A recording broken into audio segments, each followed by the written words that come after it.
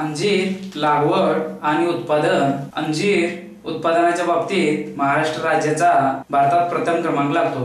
याचे मुख्य कारण म्हणजे तेथील अंजीर लागवडीस अनुकूल हवामान होय। या राज्याच्या दक्षिण भागाचे आणि समुद्रकाठचे हवामान उष्ण व दमट आहे, तर उत्तर व पश्चिम भागाचे हवामान समशीतोष्ण आहे। व्यापारिकदृष्ट्या विचार केल्यास येथील उष्ण व समशीतोष्ण हवामानात अंजिराची लागवड चांगल्या प्रकारे होऊ शकते। हवामानानुसार राज्याचे 6 वेगवेगळे विभाग पडतात।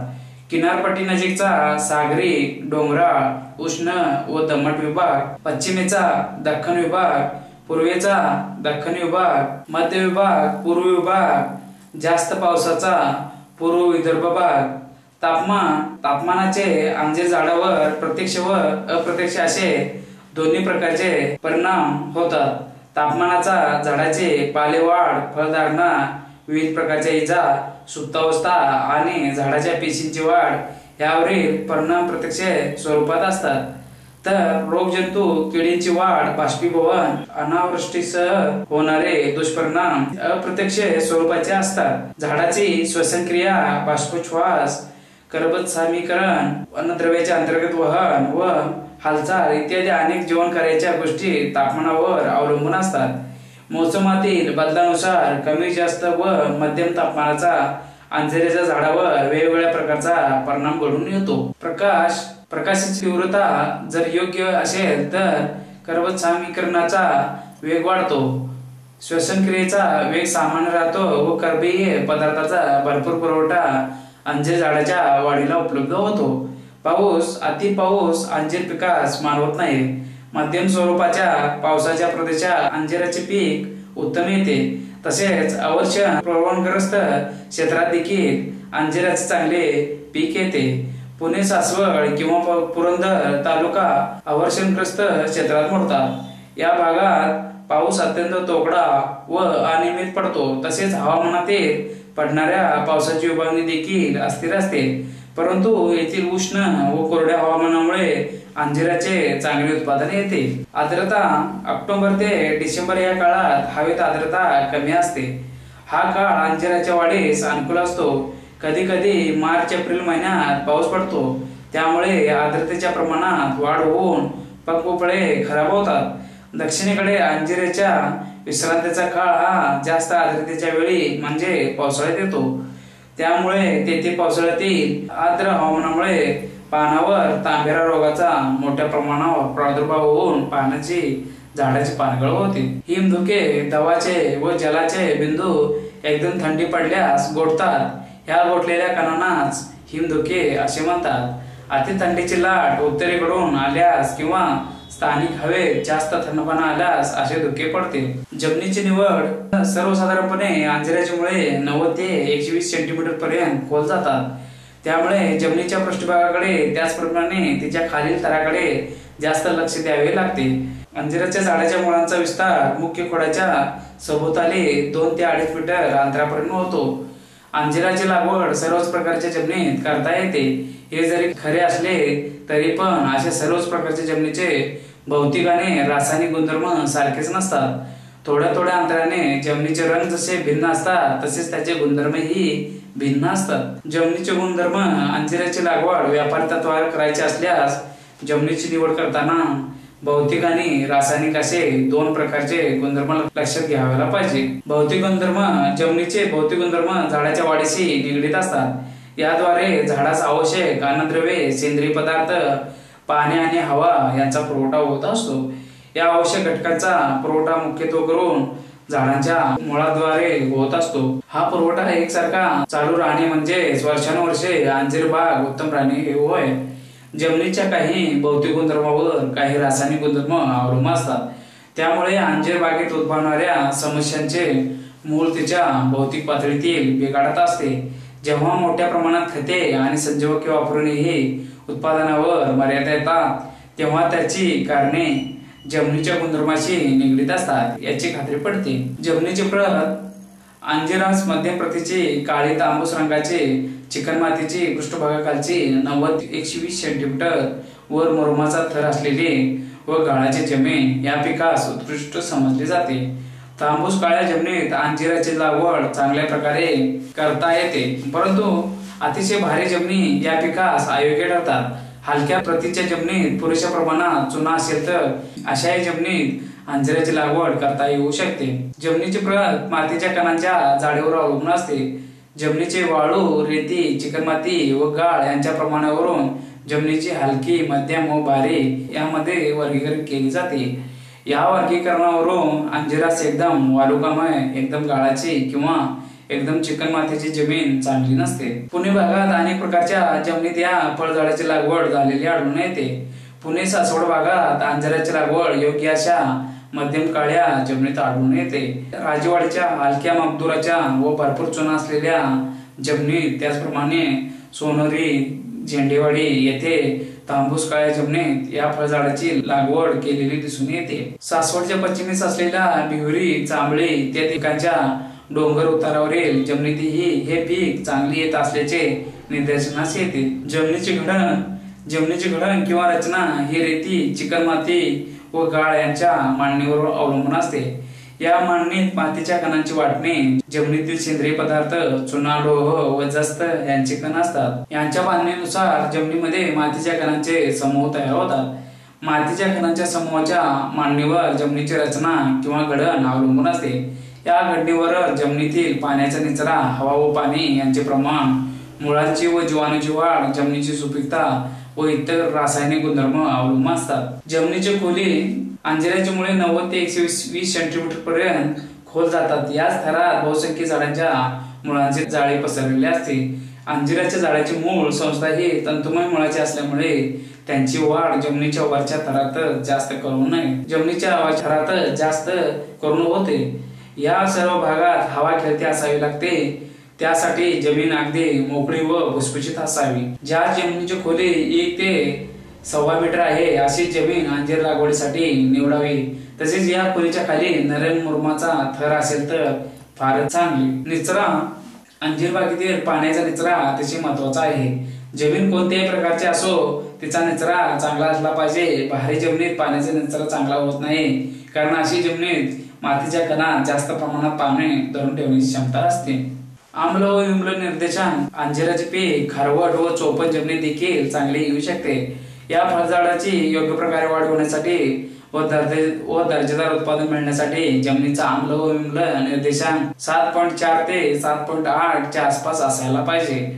चोपण जमिनीत जर परावर्तित सोडियमचे प्रमाण 40% पेक्षा जास्त असेल तर त्याचा झाडाच्या वाढीवर व फळधारणेवर अनिष्ट परिणाम होतो. चुनखडीच्या जमिनीचे व्यवस्थापन हे तिच्या भौतिक व रासायनिक गुणधर्मावर अवलंबून असते. जमिनीत सोडियमचे प्रमाण वाढल्यास अशी जमीन चोपण बनते. या जमिनीचा सामू देखील वाढलेला असतो. जमिनीतील पाण्याचा अयोग्य निचरा, दलदलपणा, चुनखडीच्या आवश्यकतेपेक्षा जास्त प्रमाण, आम्लता इत्यादी गोष्टींचा अंजीरच्या झाडावर आणि अन्नद्रव्य पुरवण्यावर अनिष्ट परिणाम होतो. क्षारयुक्त व चोपण जमिनीचे व्यवस्थापन. क्षारयुक्त व चोपण जमिनी भारताच्या उष्ण आणि समशीतोष्ण भागात मोठ्या प्रमाणावर आढळतात. अशा जमिनीत विद्राव्य स्थितीतील क्षार मोठ्या प्रमाणावर असल्यामुळे झाडाच्या वाढीवर त्याचा अनिष्ट परिणाम होतो. यामुळे फांद्यावरील डोळे लवकर फुटत नाहीत. नवीन कोवळ्या पानांच्या कडा करपून त्या फुटी जळतात. तसेच काही फूट तग धरून राहील तर त्याच्या वाढीचा वेग अतिशय कमी असतो. रासायनिक गुणधर्म. जमिनीच्या रासायनिक गुणधर्मावर त्याची सुपीकता, विशिष्ट बदल आणि सूक्ष्म अन्नद्रव्यांचे प्रमाण इत्यादी बाबी अवलंबून असतात. अंजिराची व्यापारदृष्ट्या लागवड करायची असल्यास त्या अगोदर जमिनीची सुपीकता आजमावून घेणे अत्यंत महत्वाचे असते. कारण झाडाची मुळे अन्नद्रव्यासाठी जमिनीत खोल जात असतात. ही मुळे जमिनीखाली तसे पृष्ठभागातील अन्नद्रव्य शोषण करत असतात. अंजीर हे बहुवर्षीय पीक असल्यामुळे एकदा त्याची लागवड केली की ते त्या जमिनीत अनेक वर्षे वाढत असते. सेंद्रिय पदार्थ. सेंद्रिय कर्वाच्या प्रमाणास अंजीर बागायतीत फार महत्व आहे. कारण नत्र स्फुरत पालास व शुद्ध अन्नद्रव्यांची उपलब्धता सेंद्रिय पदार्थामुळे झाडास होते. यामुळे जमिनीत पाणी धरण्याची व ती टिकून ठेवण्याची क्षमता वाढते. त्याचप्रमाणे जमिनीची सच्छिद्रता वाढून भुसभुशीतपणा वाढतो, पाण्याचा निचरा सुधारतो आणि या सर्वाचा परिणाम म्हणजे झाडाची मुळे चांगली वाढतात. सेंद्रिय पदार्थाच्या योग्य प्रमाणामुळे बागेस दिलेल्या खतांचा कार्यक्षम पणे वापर होतो व जमीन क्षारयुक्त किंवा चोपण होण्याचा धोका टळतो। तसेच सेंद्रिय पदार्थाच्या योग्य प्रमाणामुळे जमिनीतील सूक्ष्मजीवाणूंच्या संख्येत वाढ होते।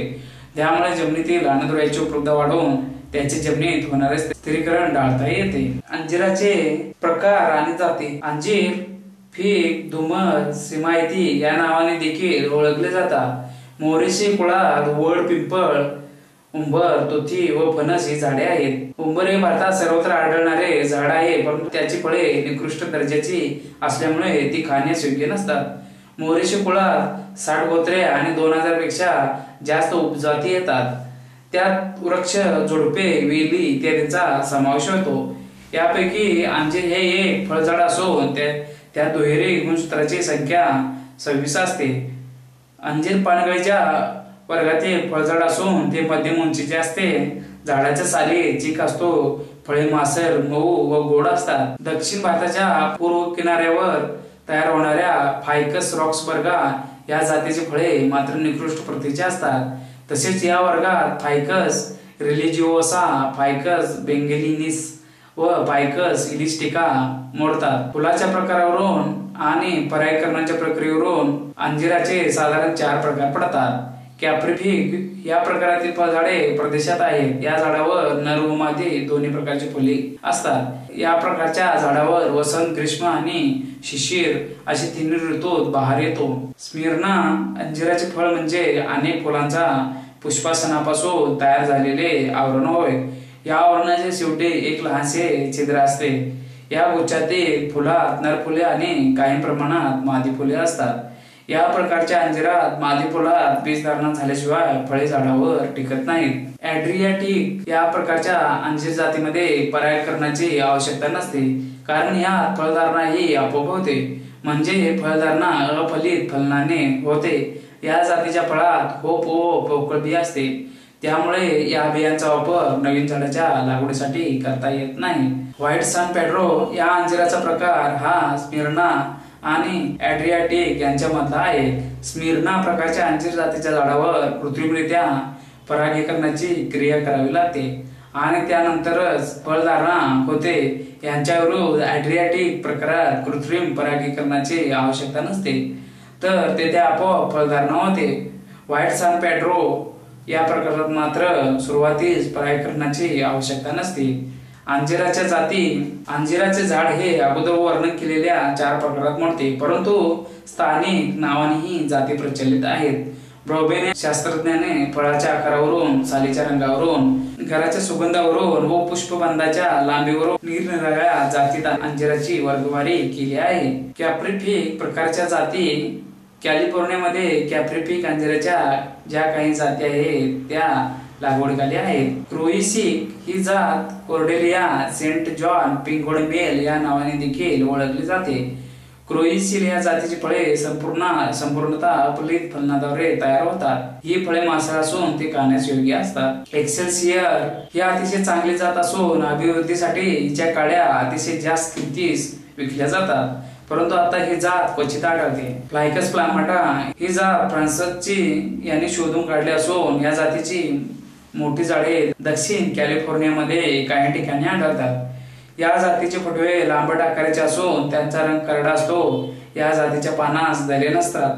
पानास अनियमित आकाराच्या कडा असतात आणि पाती मऊ असते।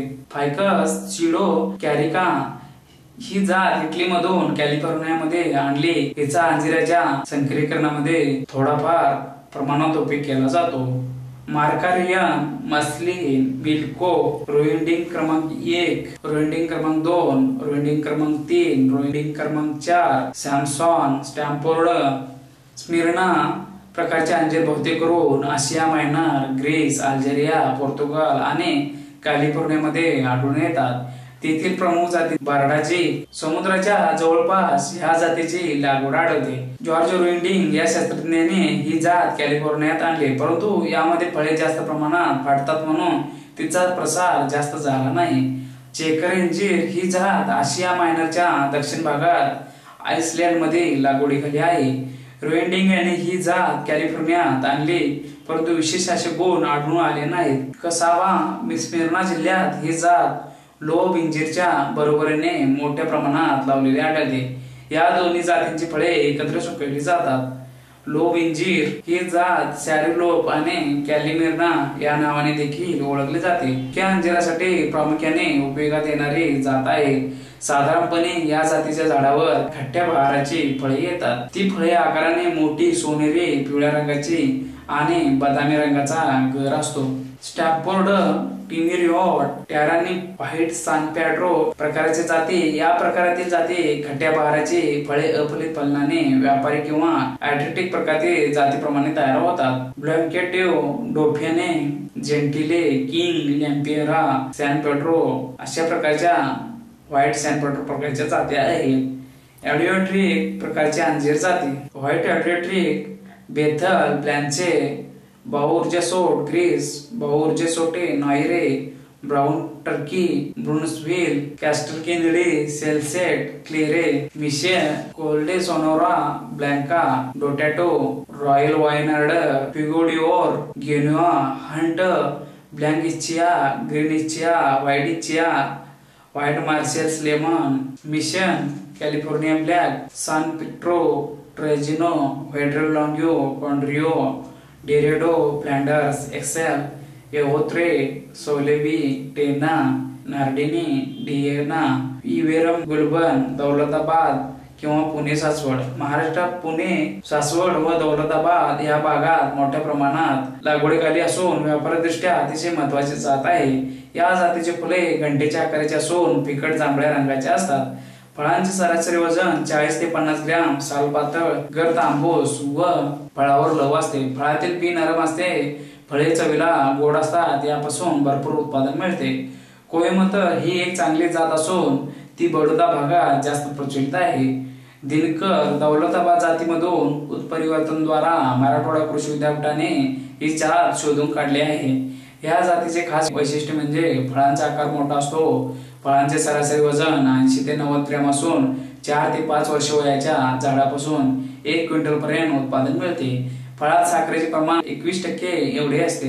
अभिवृद्धी आणि लागवड, बियाद्वारे अभिवृद्धी, बियापासून अंजिराची अभिवृद्धी केल्यास मूळ झाडाचे गुणधर्म त्यात उतरतीलच याची खात्री नसते। त्यासाठी ही पद्धत फक्त संकरद्वारे नवीन वाण तयार करण्यासाठीच वापरली जाते। संकरीकरणाद्वारे चांगल्या प्रतीच्या उत्पादनक्षम कॅप्रिफिकेशनची आवश्यकता नसणाऱ्या रोग आणि सूत्रकृमी प्रतिबंधक जाती तयार करण्यासाठी ही पद्धत अवलंबली जाते। यामध्ये बियाद्वारे रोपे वाढवून त्यातून चांगल्या गुणवत्तेची रोपे निवडतात। छाट कलम, अंजिराची अभिवृद्धी छाट कलमाद्वारे करण्याची पद्धत सर्वत्र रूढ आहे, कारण याद्वारे कमी जागेत थोड्या फांद्यापासून अनेक झाडे तयार करता येतात। तसेच इतर पद्धतीपेक्षा ही पद्धत स्वस्त, सोपी, कमी वेळात जास्त झाडे तयार करता येणारी आहे। यासाठी साधारणतः 8 ते 12 महिने वयाच्या जाडवर निरोगी फांद्या निवडाव्यात। फांद्यांची निवड करताना त्यावर चांगले मोठे डोळे असावेत। निवडलेल्या फांदीवरील बुडाकडील जुना भाग व शेंड्याकडील कोळा भाग छाटून टाकावा आणि मधला भाग छाट कलम तयार करण्यासाठी वापरावा। निवडलेली फांदी साधारणपणे 1.25 सेंटीमीटर जाड असावी। छाट कलम 30 ते 40 सेंटीमीटर लांब आणि त्यावर किमान 4 ते 6 टपोरे सदृढ डोळे असावेत। त्यावरील सर्व पाने डोळ्याने जा होऊ न देता सिकेटरच्या साहाय्याने काढून टाकावीत। कलमाच्या बुडाकडील काप डोळ्याच्या किंचित खाली सालीस इजा न करता काढून घ्यावी। तसेच वरील काप डोळ्याच्या वर 1 ते 2 सेंटीमीटर अंतरावर घ्यावी। दोन्ही काप गोलाकार घेतले तरी चालतात। अशा कलमाला लवकर मुळ्या फुटतात आणि त्यामुळे मुळ्या फुटण्याचे प्रमाण देखील जास्त असते। लागवड करण्यापूर्वी ही छाट कलमे 1000 ppm IBA च्या द्रावणात बुडवावी। सिरोडेक्सची भुकटी कागदावर पसरवून त्यात छाट कलमाची ओली केलेली टोके बुडवावीत। यामुळे 75 ते 80% कलमे यशस्वी होतात, कारण संजीवकाच्या वापरामुळे छाट कलमाला लवकर मुळे फुटतात। दाब कलम, या पद्धतीचे खास वैशिष्ट्य म्हणजे ज्या जातीच्या छाट कलमात सहजासहजी मुळे फुटत